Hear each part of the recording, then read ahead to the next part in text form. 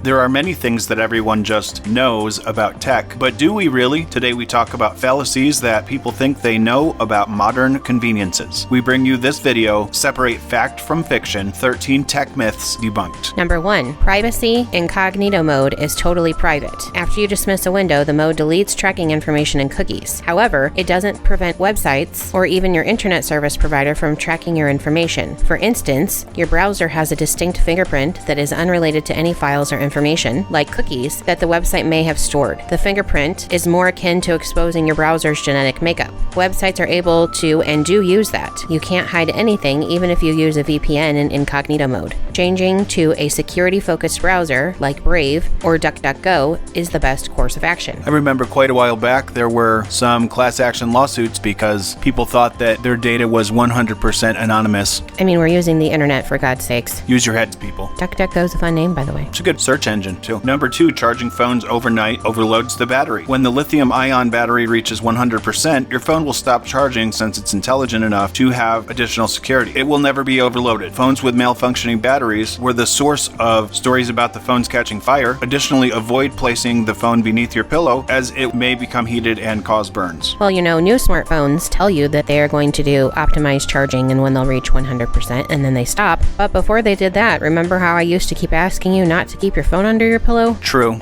Also, it's a lot quieter when there's not a phone vibrating next to my head. I get it. Number 3, it's possible to fully delete data from devices. It's a fallacy that you can erase data from electronic gadgets. There's no such thing as delete in reality. When you remove anything from a device, the user no longer sees it, but the data remains on the hard drive. Does this mean you can't really wipe a phone before you sell it or turn it in? Well, that's technically true, but the next user won't be able to see the things. You have to be really smart to do that, like FBI forensics smart. So the thing is, if you've got a computer, let's say, with a hard drive that has incriminating evidence, probably the only way to get rid of the evidence would be to take the hard drive and turn it into dust. But then you better hope that your information isn't out on the interwebs. We already learned it doesn't go away. Very true. We hope you find this video entertaining and we truly appreciate you watching it. We would greatly appreciate it if you could follow this channel, give it a thumbs up, and hit the notification bell. We know a lot of YouTubers are looking for this, but it will change the algorithm and make this video easier to find, which is far more helpful than you might imagine.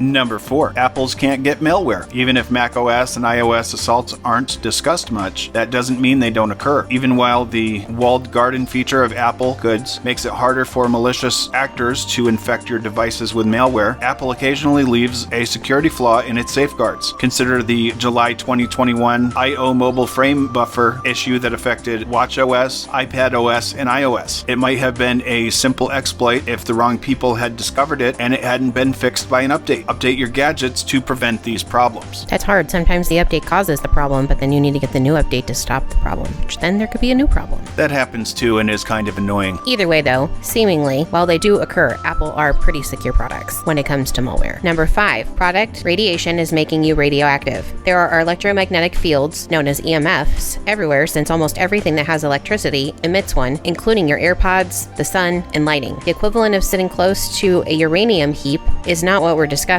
Everyone is exposed to a complex mix of weak electronic and magnetic fields both at home and at work, according to the World Health Organization. Most people never experience EMF levels high enough to induce biological systems to be damaged, like high-frequency electromagnetic fields which cause more harm, including CT scans, X-rays, and even UV radiation from tanning beds, and the sun do. It's good to know. Maybe we're tempting fate if we're taking those earbuds into the tanning bed while reading our phones.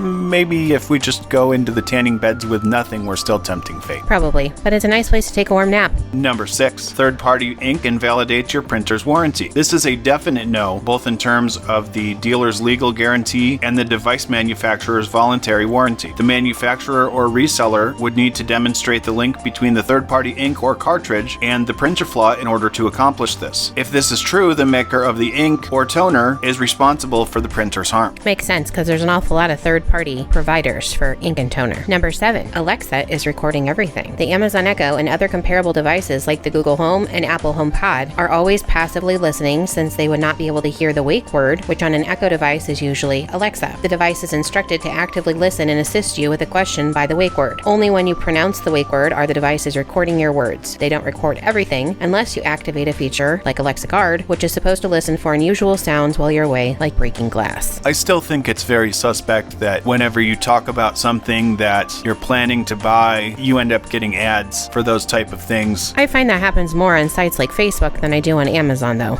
That's true. It does happen on both. At the end of the day, one of those tools is more useful than the other. I'll let you decide which one it is. Number 8. Expensive HDMI cables provide a better picture. A digital signal is ultimately a digital signal. Furthermore, the picture on your TV won't change if you use a $10 cable instead of a $1,000 cable with the same characteristics and length, at least if they're less than 75 feet. You ought to understand the various HDMI standards. 10 years old, the 1.4 specification supports everything up to 4K video. It is compatible with all HDMI cables. Invest in an HDMI 2.1 cable if you're one of the few people with an 8K setup. Most TV models from the past 2 years, 8K or not, support this protocol. Expensive doesn't always mean better. It does sometimes, Just not with HDMI cables. unless it's over 75 feet. Or 8K. Number 9. Using a third-party charger could damage your device. There's a widespread misconception that utilizing third-party chargers will harm your device or nullify its warranty. It should be safe to use as long as the charger meets the right specs for your device and is certified by reliable bodies such as UL, ETL, and FCC. Number 10. Phones take pictures as well as full-frame cameras. Naturally, the best camera is the one that you carry with you, and our phones are the cameras we constantly have with us. You can feel confident about the photos you take when you look at the incredible specs of a modern camera phone. The Samsung Galaxy S24 Ultra, for example, has a 200 megapixel sensor. Just don't fool yourself that a dedicated interchangeable lens camera can't perform better. Right, just most of us aren't carrying those around every day. Truth. And considering that we've used things with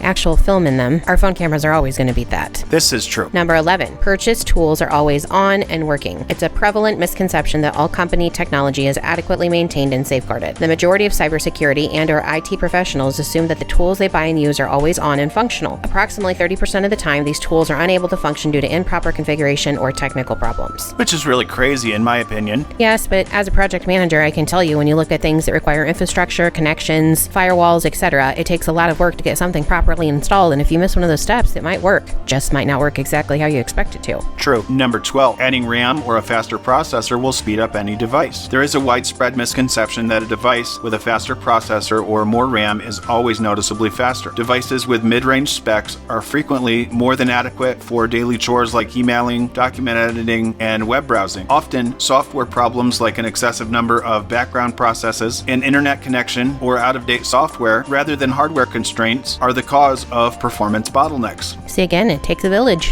Not everybody's running up to speed. It doesn't matter how much RAM you have. This is true. And number 13, you should charge a phone only from 0% or close to it. Nope. Running a modern lithium-ion battery down to 0% all the time is harmful. It wears them out faster. What you want to do is a partial discharge. This is a capacity issue. With the inside components of a battery, like the one in your smartphone, in a constant state of decay, the materials simply hold less power over time. It's why your old phone lasts for fewer and fewer hours compared with a full day or more that you get from a brand new device. Some more very, very good advice. I am that one that often runs my phone down very low, not because I think I have to, but because I get absent-minded and don't plug it in. We hope you enjoyed this list of separating fact from fiction, 13 tech myths debunked. Tell us which myth you believed or is most surprising to you.